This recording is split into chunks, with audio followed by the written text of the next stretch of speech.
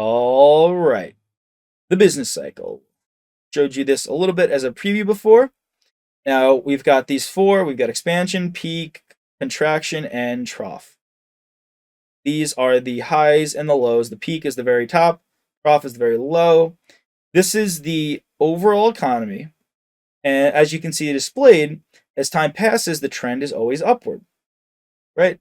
Now, in general, this is how it works, is overall, over time, the economy will be doing better than it was. Like if you look, it's just like the stock market, right? If you look at it overall, then the stock market overall goes up, but in the short term, it might be bloody red. It might be pretty in the negative, right, for your investments.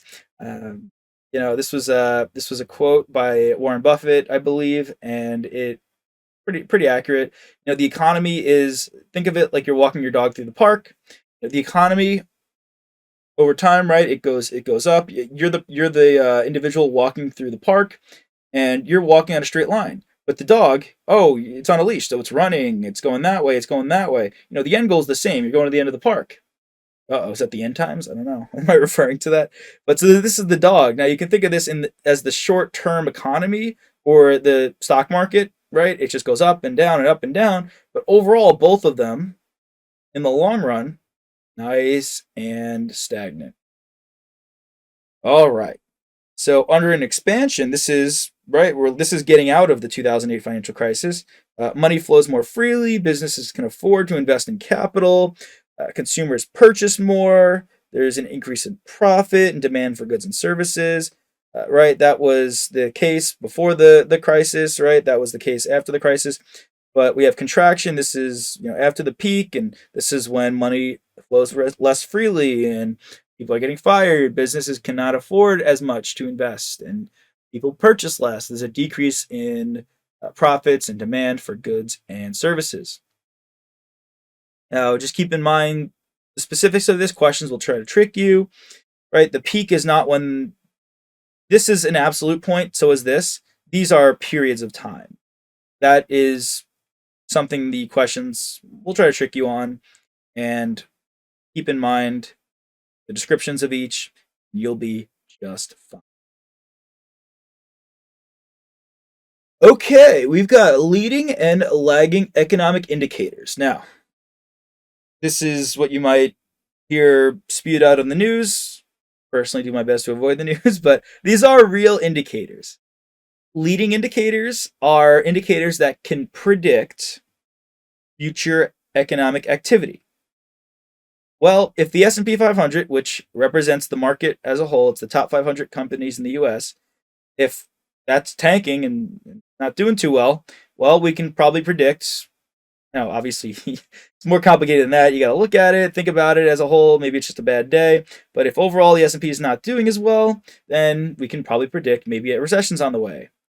Unemployment claims, if those are increasing, then we might be able to predict that there is a recession on the way. So they can predict, they can be acted upon. Purchases of goods and services, if these are going up, right, or going down, we can predict what is going to happen. Now, lagging indicators, they follow past economic activity.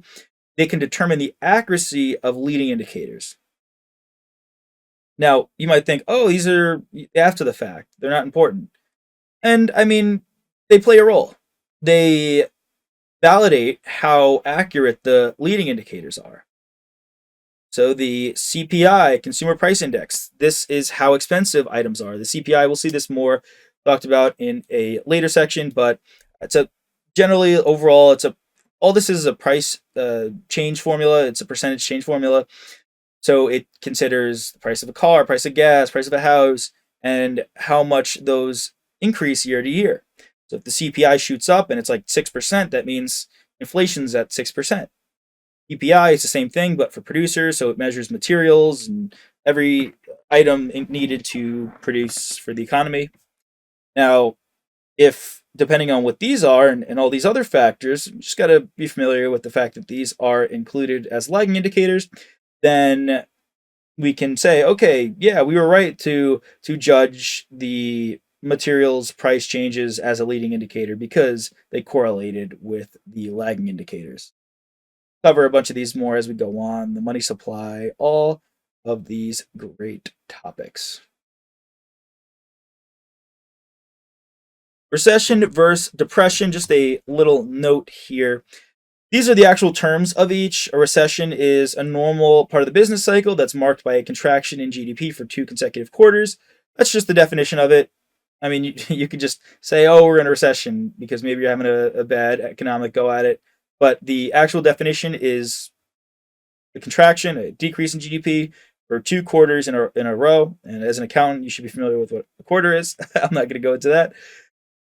Normal part of the business cycle. I mean, you could theoretically, hopefully, you go through normal business cycles without depressions, but these may happen.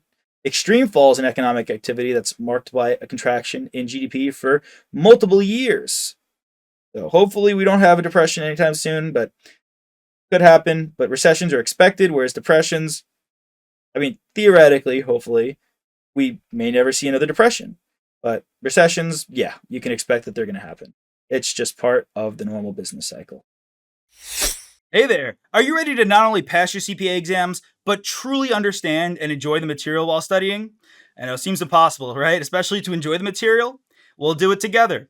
Tap into the power of CPA.examprep.ai, where we've got personalized quizzes, multiple choice questions, memorization guides, flashcards, simulations, all tailored to your learning.